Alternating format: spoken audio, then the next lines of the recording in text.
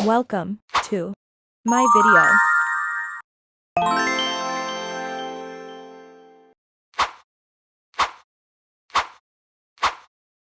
Selamat menyaksikan. Stop. Dimulai.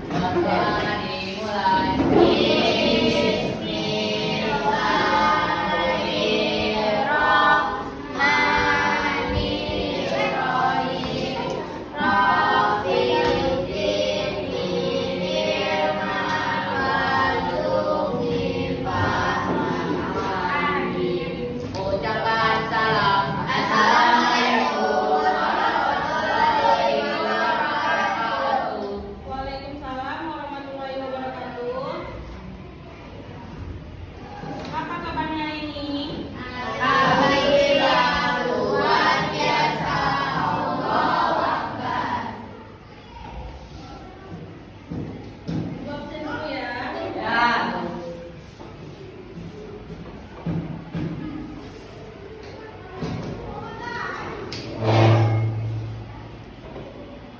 Aisyah Septiani, Anggun, Jadi, Febiana, Firman, Habib Al-Fatih, Ika Cahaya Putri, Kaila Malkani, Meisha, Muhammad Nasyarido, Olivia Nur Zahira, Fadel, Rafla, Raihan, Reska, Ruli, Satrio,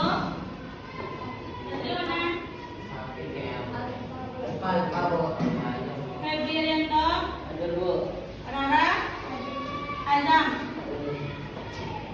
Pilihlah dulu sampahnya tuh nak.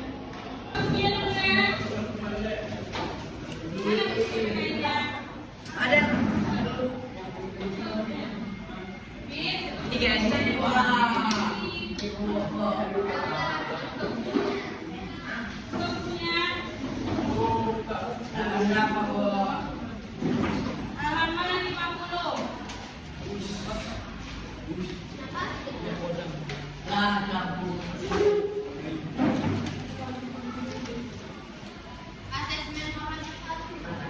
Siapa yang masih ingat tata urutan peraturan perundang-undangan? Siapa masih ingat? Tata urutan peraturan perundang-undangan. Undang-Undang Dasar Negara Republik Indonesia tahun 1945. Ya, terus? Di atas tapak Majelis Permusyawaratan Rakyat. Ya, terus? Undang-undang atau peraturan pemerintah pengganti undang-undang. Ya. Jadi, tata urutan peraturan perundang-undangan itu ada undang-undang dasar, ada peraturan pemerintah, ada peraturan presiden, peraturan daerah kabupaten dan provinsi. Nah, kita masuk materi baru. Materinya yaitu proses penyusunan peraturan perundang-undangan.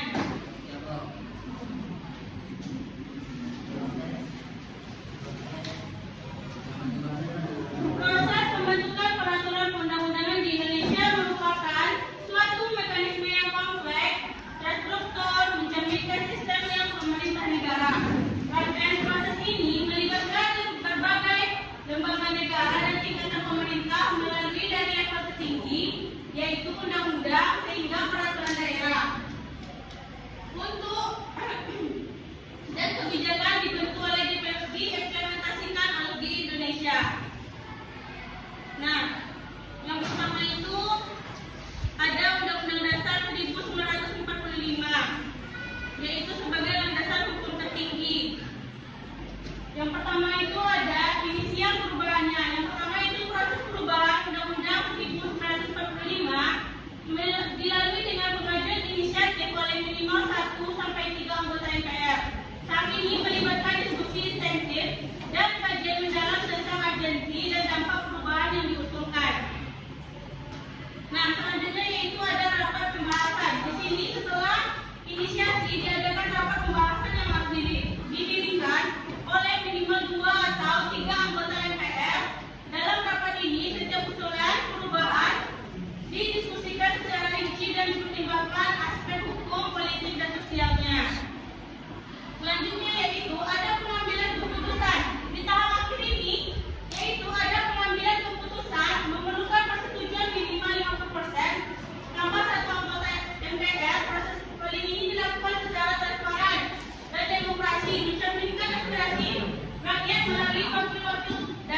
MPR ini.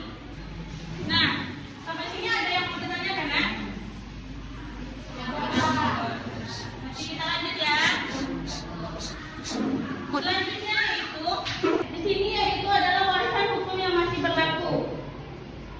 Definisi dari MPR ini yaitu produk hukum yang dihasilkan oleh Majelis Permusyawaratan Rakyat memiliki kekuatan hukum meningkat dalam sistem perundang-undangan di Indonesia. Selanjutnya itu ada perubahan dalam kedudukannya. Pasca amandemen Undang-Undang Dasar 1945, MPR tidak lagi menjadi lembaga tertinggi negara. Namun, beberapa MPR ini masih tetap berlaku memiliki kekuatan hukum. Jadi MPR ini memiliki kedudukan yang itu sangat dalam kekuatan hukum gitu. Nah, selanjutnya yaitu revaluasi saat ini. Meskipun MPR tidak lagi menerbitkan TAP MPR baru, beberapa TAP lama masih relevan menjadi acuan dalam sistem hukum Indonesia kontemporer. Nah, selanjutnya itu ada proses peninjauannya. TAP MPR ini masih berlaku secara berkala. Relevansinya dengan kondisi saat ini melibatkan diskusi dan kajian dalam oleh para ahli hukum dan anggota MPR. Ada lagi, Nak? Ada yang ditanyakan, Nak? Ada, Bu. Oh, itu lanjut ya.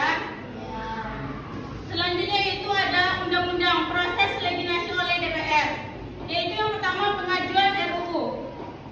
Daftar DPR mengajukan rancangan undang-undang ini kepada Presiden. Tahap ini melibatkan penelitian mendalam, konsultasi dengan pakar dan penyusunan naskah akademik. Nah, selanjutnya ada juga pembahasan bersama. Di sini Presiden menugaskan Menteri untuk membahas rancangan undang-undang bersama DPR. Proses ini melibatkan serangkaian rapat dan diskusi intensif antara pemerintah dan legislatif. Selanjutnya yaitu ada persetujuan dan pengesahan. Di sini jika tercapainya kesepakatan, proses ini diakhiri dengan penandatanganan oleh Presiden dan perundang-undangan dalam lembaran negara. Nah, di sini ada pertanyaan lagi, Nak? Yakin udah ngerti? Apa yang disampaikan tadi?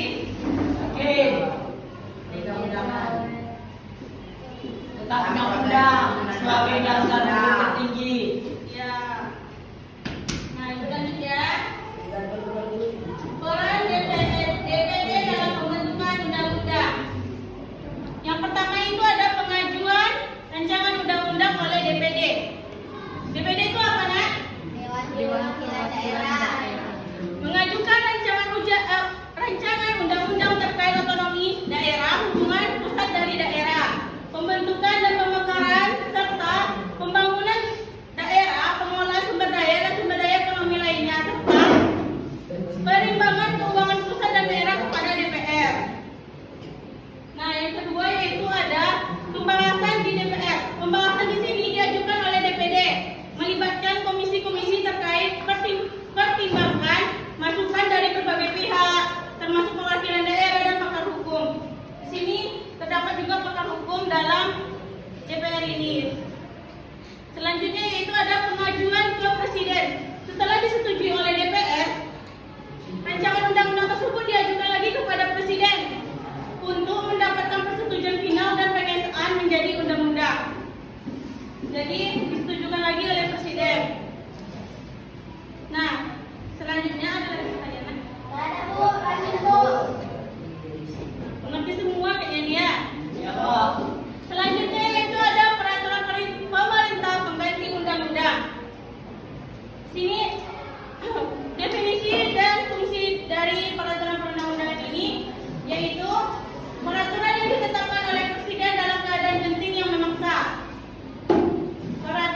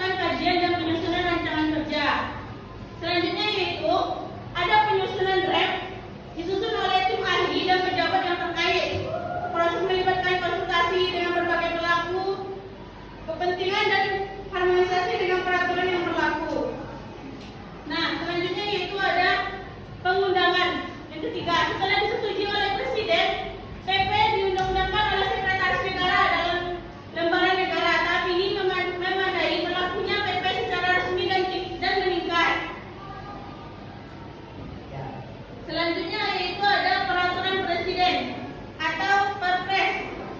Ini adalah instrumen eksekutif.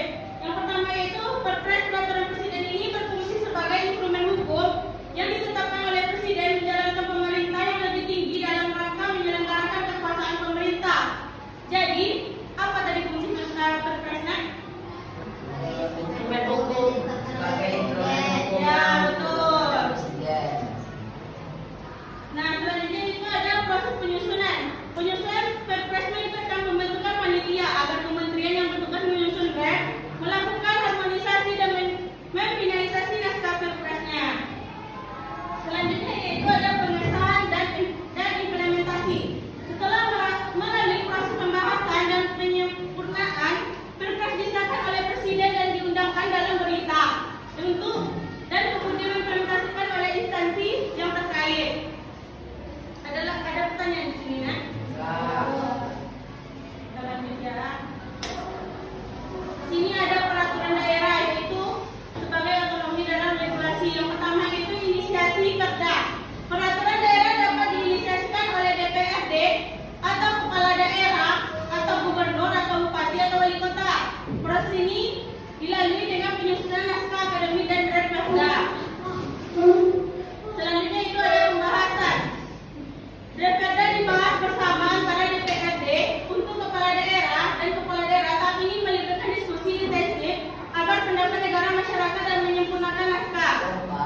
Selanjutnya yaitu ada persetujuan. Di sini setelah pembahasan tersebut, di sini ada juga pencapaian kesepakatannya. Perda disahkan oleh kepala daerah dengan undang-undang dalam lembaran daerah. Perda yang telah disahkan kemudian disosialisasikan kepada masyarakat.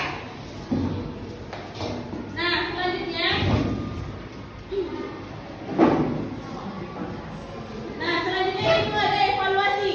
Di sini perda yang telah berlaku dapat dievaluasi oleh pemerintah pusat untuk memastikan kesesuaian dengan peraturan yang lebih tinggi dalam kepentingan umum. Jadi evaluasi di sini yaitu perda yang telah berlaku dapat dievaluasikan oleh pemerintah pusat untuk memastikan kesesuaian dengan peraturan yang tertinggi dalam kepentingan hukum. Di sini ada pertanyaan? Halo. Yakin tidak ada? Ada. Oke. 100% terima kasih. Nah, buka bukunya dulu, Nak. Sini kita akan ngerjain tugas. Halaman 50. Buka dulu bukunya, Nak. Buka dulu. Terima kasih Pak Lama.